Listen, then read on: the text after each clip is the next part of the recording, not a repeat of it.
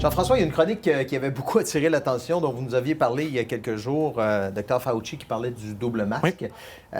Lui, il l'a dit, mais maintenant, c'est le CDC américain qui arrive avec des données sur ça. Oui, ils ont fait des tests dans les dernières semaines pour vérifier l'efficacité des masques et ils ont vérifié 3 scénarios. Celui du masque chirurgical sans nœud, celui du double masque tissu sur chirurgical et celui du masque chirurgical noué. Et dans le premier cas, celui du masque chirurgical, ça bloque 42 % des aérosols dispersés par une toux. Dans le scénario C, celui du masque noué, ça monte à 63 % et dans le cas du scénario B, celui du double masque, c'est le plus efficace avec une note de 82 %. Et au-delà des pourcentages, ce qu'on doit retenir, c'est que plus le masque est bien ajusté, plus il est efficace.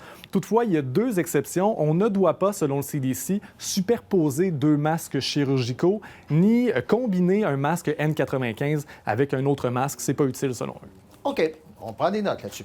En Europe, maintenant, il y a des pays qui freinent un petit peu là, le déconfinement avec les nouveaux variants. On ne veut pas prendre de chance. Oui, et pourtant, les infections baissent dans les pays d'Europe. En prenant le cas de l'Allemagne, on a assisté à un pic à 25 000 infections à la fin décembre. Et là, on est redescendu à 10 000 infections. Et malgré ça, Angela Merkel, que vous voyez, a annoncé la prolongation des mesures de confinement. Toutes les écoles, les restaurants, les commerces, les lieux de culture devaient en principe rouvrir ce dimanche. Et ils ne pourront finalement rouvrir que le 7 mars prochain. Seule exception, pour les salons de coiffure, eux vont pouvoir accueillir des clients le 1er mars prochain. Merci Jean-François. Bonne soirée. Bonne soirée.